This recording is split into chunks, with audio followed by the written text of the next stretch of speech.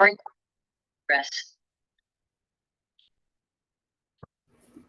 Good evening, everybody. Kabul Tov. How are you? Sure, thank you.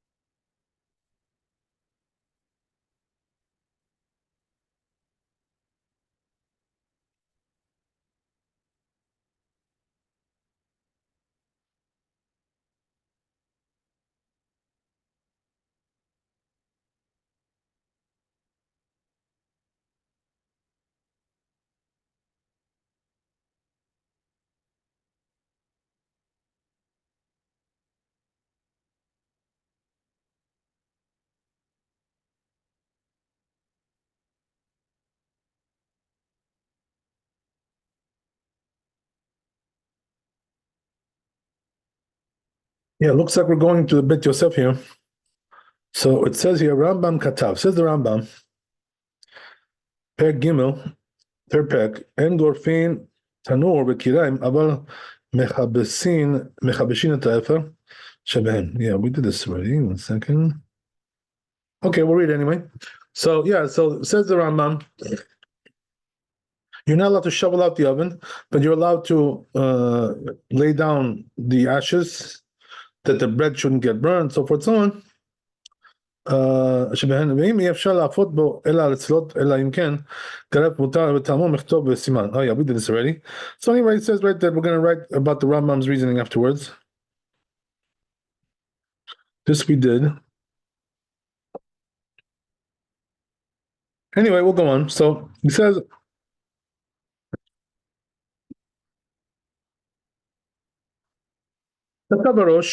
okay. Yeah, Veran. Ran says the same thing. Then if it's impossible for him to bake without moving those coals, moving that wood around, it's allowed. The Medina Share, because it's really allowed according to Halacha, Kirabu like Rabuda, whereas if it's possible without this, Asur, then it's right. In other words, if it's possible to bake without having to move it, then it's forbidden. Katav Rosh, says the Rosh, Ha Kirifa de Shematin Maire Beshenaflu Betoch Hatanu.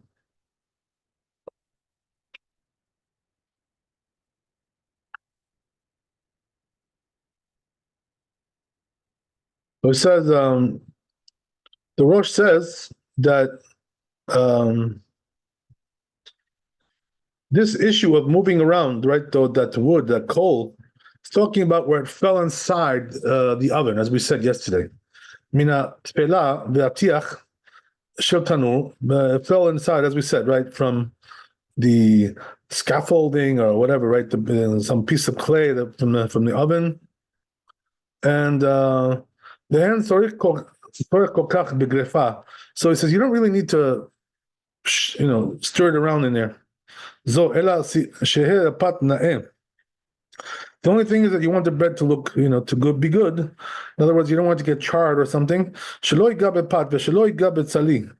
And also, we don't want it to touch the roasted right stuff there, the dish, the meat, and it shouldn't get burned. So it says, nevertheless, they permitted to do this because it's only the prohibition of carrying. But he says our,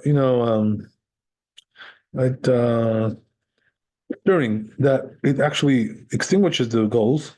Could be that they would not allow that in our times, in those times. But those rabbis, because of the bread, but he says in our ovens, since it's not really possible to bake. If you don't do the stirring, therefore it's allowed. So it's even according to Rabbanan. Why is that? Because you're allowed to extinguish for the sake of consumption. So we did this all yesterday, right? Up to here, I think we stopped. We just wasn't sure where the place was, but I remember now we did this. So yeah, so this is what we're saying basically, right? But the Rosh, as we said yesterday, right? He does sort of a turnaround over here. So what does that mean? At first, he seemed to be saying that it's not allowed, and now in the end, right, he concludes that it is allowed. Okay, good. So ubiu divrei Rabbeinu kachem. So he says the explanation of this, right, of the tour is like this: Im efshar la'afot b'tzlot bo belo grifa. If you can bake or roast without doing the stirring, right, velo yitcharech apad, and the bread won't get charred. Or hatzali, right, or the cooked dish, whatever, right, the roasted stuff. Asule gorfo, then it's not allowed to shovel it, right, to stir it. Why? Because he's carrying it, right, as we said, right, that's the problem. Without any really need. Without a real need. But he says, however, but he says, as we said, right, you're allowed to press down, right, the ashes, what do we call it? The embers, right? There's all kinds of names like that. The embers, you're allowed to press them down. So what's the point of that, right? The point is that you want it to be like nice and smooth, and this way the bread won't get burned, charred, whatever.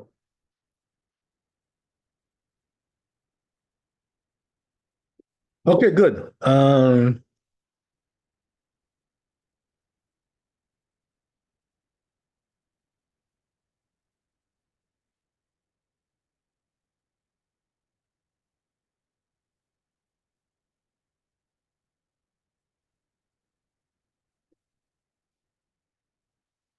אם היה נוגע בהם אף על פי שבלא גריפה היה אפשר להפות אוצרות פה.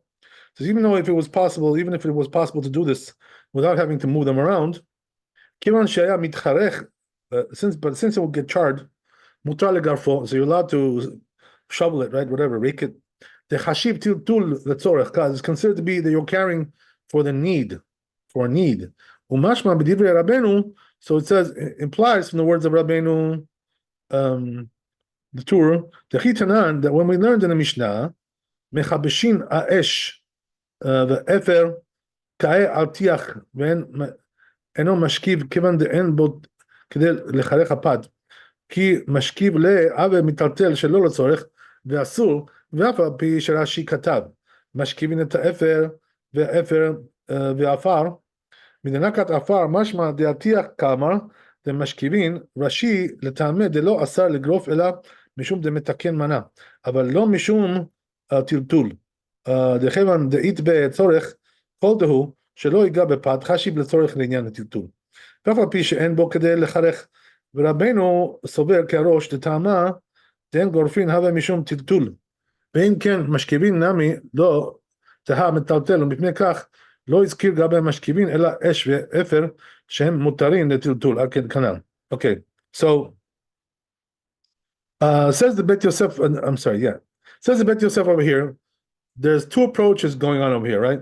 There's the approach of Rashi, and then there's the approach of the Rosh. According to Rashi, the prohibition over here is that you're carrying muktzah, right? And the approach of the Rosh is that the prohibition here is because you're making a kli, you're making a utensil. So it's not exactly the same thing, right? It's a different approach going on here. So accordingly, right, according to that difference of opinion, we're going to have different results in halakha, right? There's going to be, some, right, the practical difference going on there as well. But sub siman zeh, so it says at the end of the siman, at the end of this chapter, I'm going to write that Rabbeinu Tam explains that which we learn in the Mishnah. So he says that regarding pressing down the ashes, the embers, right? You're allowed to do that even if it was possible to do so beforehand. In other words, before the holiday. Garcina Pek En Tzadin. So it says we're learning in the Gemara there, Kaf Chet Amud Bet, right, in the Betzam, Darash Rab Chasta. So Rab Chasta, the Barshans, Echad Sakin Shenifgam, Ve'echad Shipud Shenirzam. So he says, doesn't matter whether it's a knife, right, that got chipped or something or whatever, or we're talking about a skewer, Ve'echad Gerifat Tanur, right, or right, whether you're using it, as we said, right, to stir the embers. Banu lemachloket Rabbi Yehuda v'Rabbanan, right? It's a machloket in the Talmud between Rabbi Yehuda and Rabbanan. This is what we discussed yesterday about this machloket.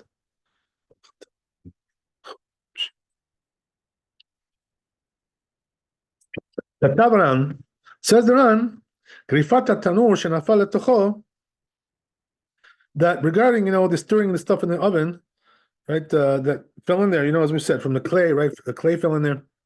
Mi'atiach shelo v'lo haya yodea mi'be'od yom, and he didn't know right before the holiday to remove that thing. Kach katav Rashi, this is what Rashi says. Aval harav ba'al Tosfot, but according to Tosfot, eno oser ela b'shvil b'shenafal b'yom tov. He only forbids if it fell on Yom Tov. Ve'efshar she'af Rashi lazeh nitkaven. So it's possible that even Rashi had this intention.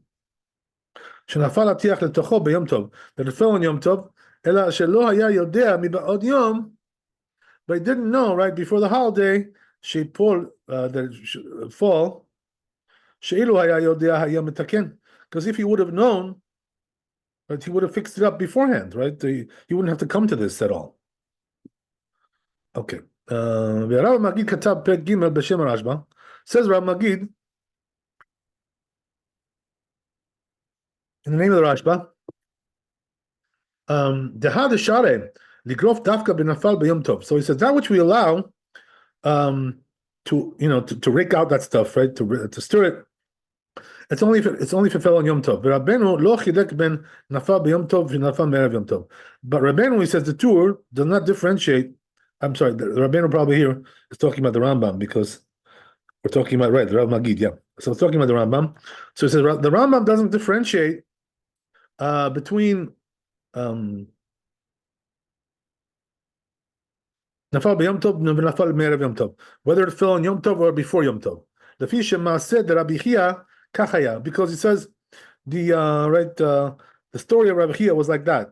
The lav dafka b'Yom Tov, and it wasn't exactly Yom Tov. Doesn't really matter, right? So in other words, it doesn't really matter when it fell in there. Halacha is the same according to this opinion. Okay, interesting.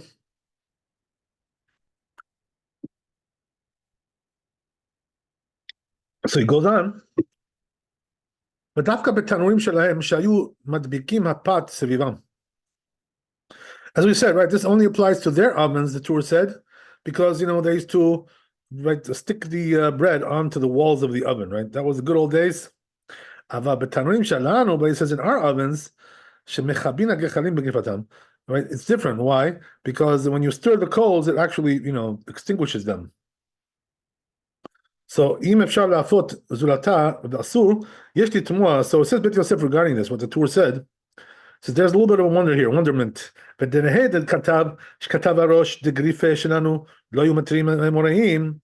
granted, right, that the Rosh wrote that our raking of the coals, they only permitted this, the Amoraim, bishvil pat, because of the bread. So what does that mean? If it was possible to bake without having to shovel it or whatever, about Kevan Shesatam Tanrim Dinan, but it says since our ovens, right, nowadays, it's not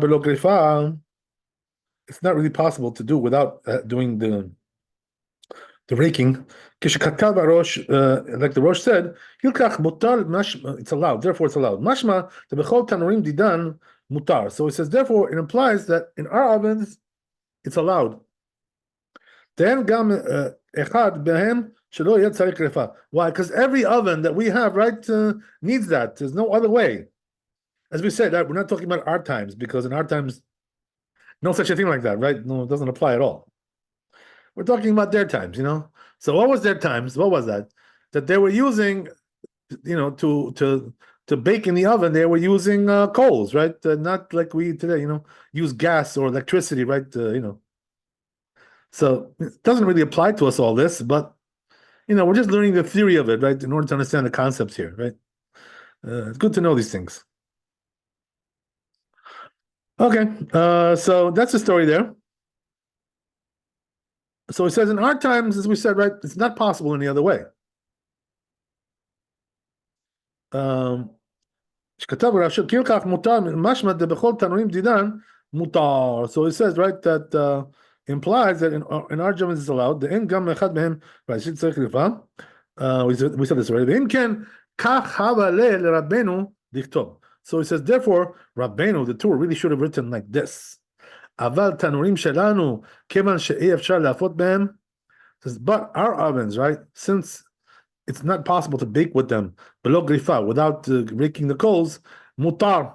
So therefore, it's allowed, right? Simply put, right? It's allowed. That's what it says also in Rabbeinu Yerucham. ולא הווה לרבנו לכתוב אם אפשר להפות זולתה. So he says, Rabbeinu, the Torah, right, should not have written that if it's possible to do this, to bake without this asur, then it's forbidden. Because it comes out, according to his language, that in our ovens it's possible to do without that. And the truth is, as we said, it's not possible. So, okay. ונראה דגריפה דידן אחר שגרף ריבוי האש והפר אין לטבל המכבדת במים ולחזור ולגרוף מפני שאז לא נשאר אלא מעט אפר ואש והיה יכול להפות הפת או הצלי בלא גריפה ואין מכבדין אותו אלא כדי שיהיה הפת יפה ונמצא שהוא מכבד גחלים שלא לצורך. Right, so now he comes and says, right, that the truth is that let me just read this again, make sure I translate it properly. So again, right, the gerfa didan. So it says, but it says it seems in our the way we shovel, you know, those coals, after you already raked out, you know, like the vast amount of fire which is in there, right? The ether and the ashes, right? The embers, and the tabela machbedet b'mayim. So it says you shouldn't dip the that rod, right? That prod, whatever they call it, right? You shouldn't dip it into water and then lachazov legrof, and then right again to shovel it out. Why? Because then, right, you have nishar you only have left over, right, a little bit of the embers and fire there. So then you could really do it without anymore, right, raking it out, without stirring it anymore. You don't need it anymore. Why is that? Because it's already, you know, most of it has already been raked out as it is. So now that you have only a little bit left over, it tells you, right, that there's no purpose now of doing it. So therefore, don't do it. Okay.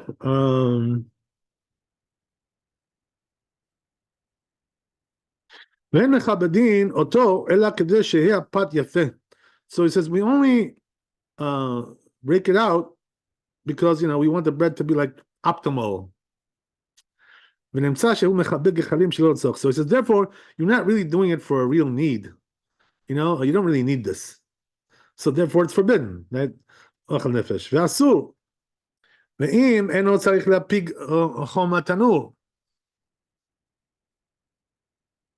He doesn't really need to reduce the temperature of the oven. But he says, if you just want to rake it out, you know, without dipping it into the water, it's okay. Why? Even though he already dipped it in beforehand, at the outset, but since it already got, you know, right, covered with ashes, it says also because there's no more strength, you know, in that fire, the water doesn't really do anything anymore, right? Because of the power of the fire. To extinguish the coals. Says also, it says if the oven was lit on a very high temperature. And then he dips that, right, rod, right? Again.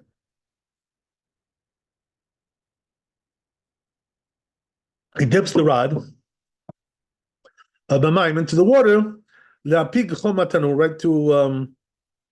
right, to lower the temperature in the oven a little bit, right? Shara, it's allowed. He says, "Kemo shkatav Rabbeinu b'samuch," like Rabbeinu was going to write this close by. When you hear the b'inyan zeh, have shriyata mechabedet shkatav Rabbeinu b'shem Rabbeinu Meir the Shareh. So he says, seems like in this case, it's written that it's allowed. Okay, ואפשר, shemash katav Rabbeinu, im אפשר להפות זולתה. So it says, seems like that which Rabbeinu wrote, right, the Torah, that if you can bake without having to do this, asur, then it's forbidden. נתכוון לטיבול המכבדת במים. He was referring to this, right? Dipping that rod into water, פעם שנית, the second time, שכתבתי the asur that I just wrote, right? That it's forbidden. תקיעת גבנה, mashkachat b'tanurim didan. So he says that's how you find in our ovens, grefa asura, right? That stirring it is forbidden. But Rav Magid katav perek gimel, but says Rav Magid b'shem Rashba, the name of Rashba, ligrof hatanur mina efer, right? To shovel out the oven, right? The oven from right with the embers there, the gechalim and the coals. Le'achar hasaka, after you already lit it up. It seems like it's allowed, he says. Oh, even though he's like extinguishing right by doing that. Right? So how is that allowed? Because he says you cannot do without that. In other words, it's the only way you can bake and roast. Without that procedure, you cannot do it. So if it's not possible, it's not possible.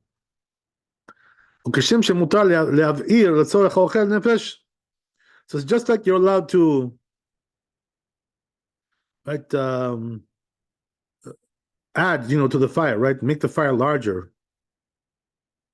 for the sake of consumption. How does it kemaniach basar? It's considered to be like you're placing the meat on the coals. That's what it says. So it's allowed. That's what the Rashba is saying. Because there's no other way. So here's the thing, right? That this, applies to us also in some way, right? How is that? Because there are some people who like to make barbecues, on Yom Tov. So, right? So now we have Shavuot coming up, right? So the question is, can you make a barbecue for Shavuot? The answer is yes. Whether it's the first day or second day, it doesn't really matter. It's all the same, right? But right here, what are we learning here? That you're allowed to stir the coals in order, to save the food from burning or for the sake of, eating, right? For consumption. So the same thing applies to the barbecue, obviously, right? That if you need to turn down the fire in order that your steak shouldn't get burned, right? So for sure, that's allowed. Even though you're extinguishing the coals, by, how we do that, right? We fan them, we fan the flames, right? We fan it, whatever, to keep it down so it shouldn't get burned. So you're allowed to do that because, otherwise your steak will turn into charcoal. Right? That's that's what happens, So, right, what else can you do? That's that you can do. But I have to tell you one thing, right? That even though, as we said, right, you're allowed to turn down the fire in order that your food shouldn't get burned, charred, what you're not allowed to do is once you finish with the barbecue, right? So then to put it out, you cannot do that because, nothing's getting burned over there. It'll just go up by itself, so just leave it and let it go by itself. That's what you do. Not like on the weekdays, where you could just like put some water in there, and right, put out the coals. On Yom Tov, you really shouldn't do that. Not allowed. Because you're doing kibui, you're extinguishing them, right? And that's not really a need for cooking, as we said, right? So therefore, there's no need for that for consumption, whatever, eating, whatever. So therefore, you're not allowed to do that, right? That's the thing. So yes, you can make a barbecue, but you have to know how to do it, right? Make sure you do it the right way. So this way, you don't transgress any of the prohibitions. Okay, good. So let's go on a little bit here.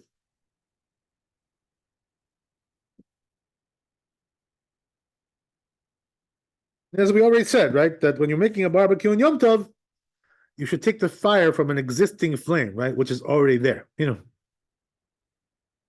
We spoke about that in the beginning, right? When we started the laws of Yom Tov, We talked about that. You're not allowed to make a new fire on Yom Tov, right?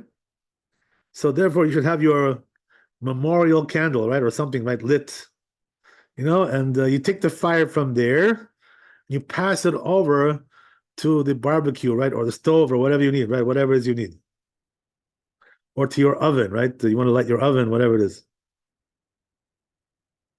It's all the same. Okay, good. So it says, right? So it says Bet Yosef, it seems like when the Rashba is saying that this is allowed to do, even in the normal matter, right? So what does that mean? You don't have to do shinui over here, right? There's no shinui. Since you're saving the food from getting burnt, and so forth and so on, right? As we said, so therefore you don't need a shinui here. Just do it the normal way, like everybody else does. Okay, good. So let's see Shulchan Aruch.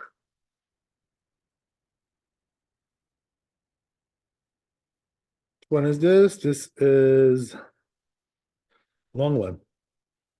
Dalit. Okay, this was Dalit, and then we go to Hey, obviously. Okay. So,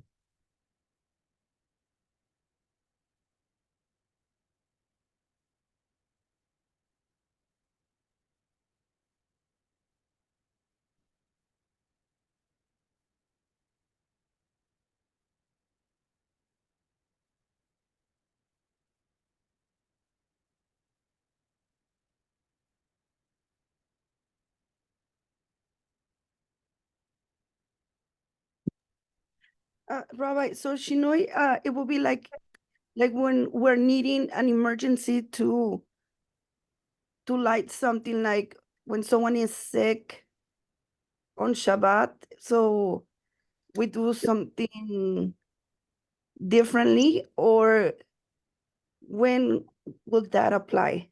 yeah, that's a good question. A good question. Okay, that's like a general question. So the truth is, right, that there are two examples brought in the Talmud about Shinui. Mhm. So from there we learn these halachot. There are two examples brought regarding the laws of Shabbat. Right. So, what are the two examples? One is, let's say, right, we spoke about this already. We mentioned this. That let's say a person, right, has sore throat, right? He's coughing, right? Whatever, something like that, right? So nowadays we have our medicines, right, that we take, or right, the NyQuil and all this stuff, right, that we take, for that, right? So we don't do it that way, but what they used to do in the old days, before they had those medicines, they would take like the milk from the udders of the animal, the cow, whatever, and that would like that would calm their throat. Yes. So, but the problem is, that milking the animal is not allowed on Shabbat. Right? It's like one of the prohibited labors. So So you do it therefore, differently. yeah. I'm sorry. Go ahead. So you do it differently, but in Yom Tov, you have it's different in Yom Tov. So what are we Right. doing on Shabbat? How do we do it?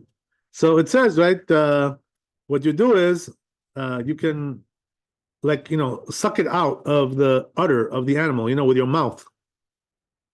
So that's like a shinui, In other words, instead of even instead of squeezing it into a container, you're just like putting it straight into your mouth. That's a shinui. Yes. So that we allow.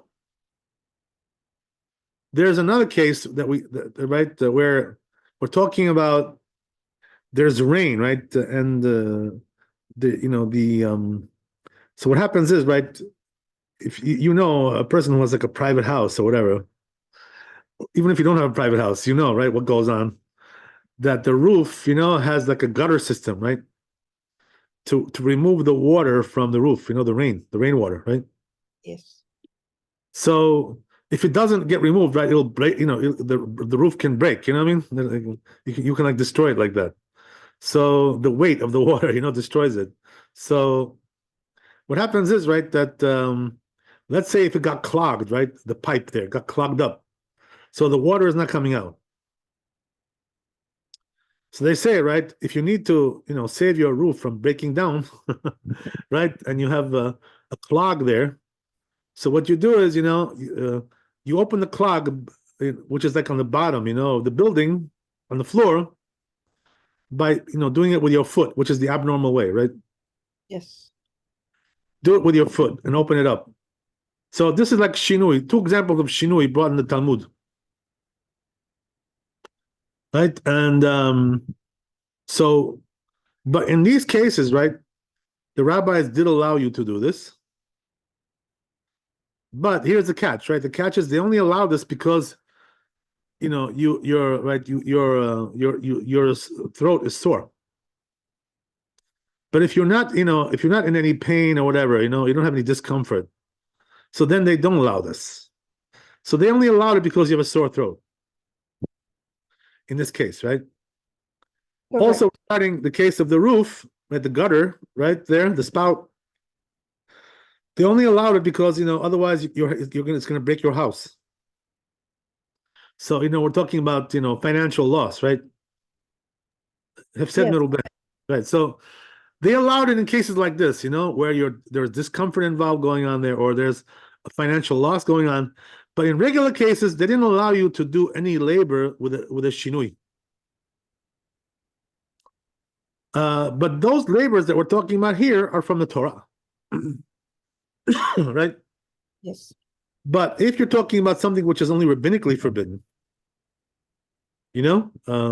so there, the rule would be that you could do it with a shinui if you have a need for that. I see.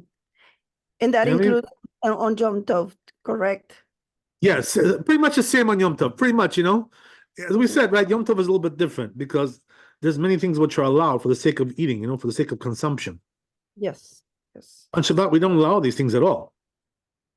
So it's not exactly the same thing, right? But it's the same concept, basically, right? So that's the way it goes, So if you have like let's say, a prohibition, rabbinic, whether it's Shabbat or Yom Tov, and you can't do it yourself, but if you have like a strong need for that, whatever, or it's a mitzvah or whatever it is, right? Something like that. So either you have 2 options, right? You can tell a goy to do it, or you can do it with a shinui. Okay. Some say the shinui is better than the goy. There is an opinion like that. So whatever, they're both allowed. Right, either way, whatever you want to do, right? But anyway, right, the point is that, but we did see, if you remember, yesterday or the day before, there are some cases where the rabbis tell you, dafka, even with a shinui, you can't do this, Like we said regarding the issue of right, what do we say regarding the issue of making the bread, right? Certain things over there, right? You can't even do it with a shinui. We talked about that. There was a certain thing that we touched on. So there are certain things where the rabbis told you, don't do it even with a shinui. But in general, right, the rabbis don't say that. So if that's the case, so in other words, in order to use the concept of shinui, you have to know the halakha, like what it's talking about. You have to know. If you don't know so good these things, ask your rabbi. Rabbi will tell you. Thank you, Right? Rabbi. Yes. Yeah, so that's the way it goes. That's the way it is. These things are a little complicated, but the truth is, like I'll give you an example. Like the chief rabbi of Israel, Rabbi Yitzchak Yosef. One time he was talking about this, in his class, on Motzi Shabbat, right? Saturday night, his class that he has. So he was talking about a case where, let's say, I'll give you an example, right? A person, let's say in the summer, so they, it's very hot, right? And so, the air conditioner is off. Okay. So let's say, you don't have a goy, right, to tell him to light the air conditioner, So you can do it with a shinui. That's what he said. Oh, I see. I see. Understand why? Because turning on the air conditioner on Shabbat is only rabbinical. It's not from the Torah. So therefore, it's not really, not really a big problem to do that. It makes sense. Yeah, that's what it is. So there are certain things which we do allow. With a shinui, Like I remember, there was this one person in the shul over here, the local shul. He was getting older. This guy, whatever. So he lives in an apartment building, and he needs to take the elevator to come to the shul. He works in the shul. He's like a gabbai, whatever. Whatever it is. So anyway, right? He needs to take the elevator, but the problem is, that right Shabbat, and he can't really, So he asked me. He said, "What do I do? I can't walk down the stairs because I'm not strong enough to take the stairs. So what do I do?" So I told him. I said, "Do it with a shinui." That's what I told him. Exactly what I just. Rabbi, here's a question. I don't smoke, but it came to mind. Someone that cannot stop smoking, that really needs to smoke Yeah. because cannot stop smoking. Is there a shinu for that on Shabbat? On Shabbat, there's no way to do that. Because lighting a fire is from the Torah, so there's no way to smoke on Shabbat. On Yom Tov, there is a way. No problem.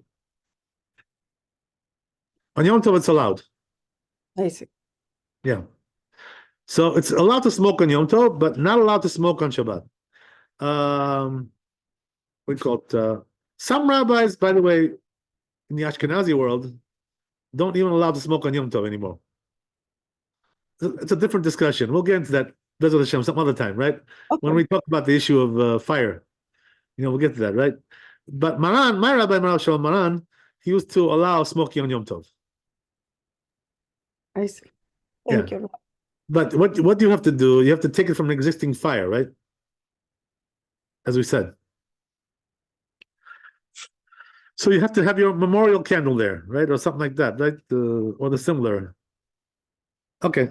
So it is good not to smoke. I'm sorry? It is better not to smoke because it's There's hard. no way to smoke on Shabbat, If you're smoking on Shabbat, you are, a Shabbat desecrator, basically, right? Yes. There's no there's no ifs, ands, or buts there. Okay, that's really a problem. Okay.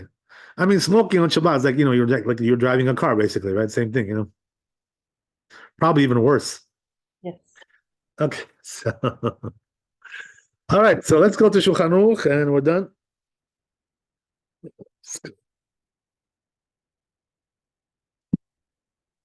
Right, says Shulchan Aruch, Tanur shenafal letacho mitiach hatid, right? As we said, we have an oven, right? And falls in there, right?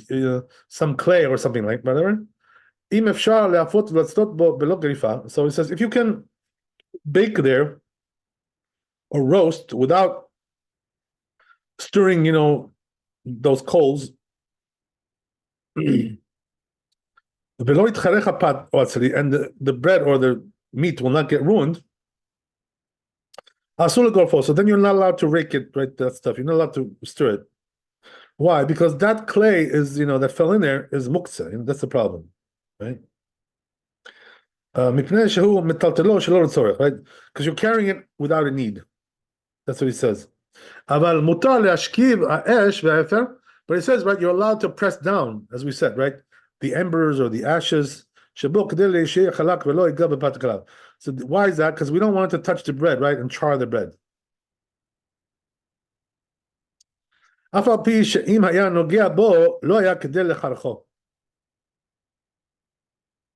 Even, right, even though that if he would touch it, it wouldn't really char it.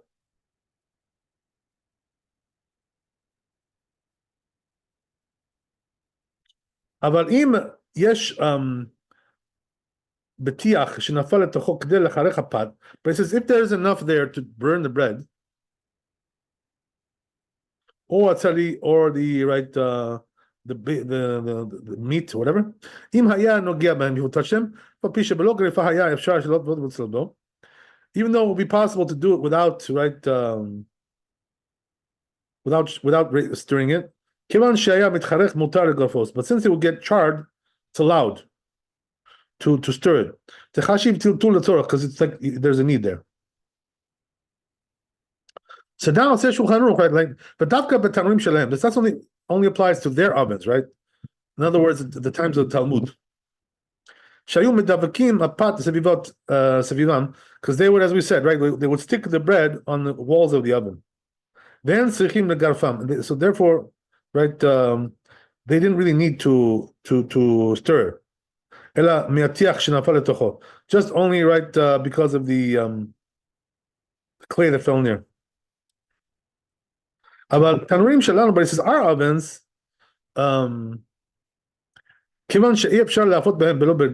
Since there's no way to bake with them, right? Unless you do some stirring, right? So then you're allowed to shovel it out, right? From to rake out those coals, whatever, right? The embers.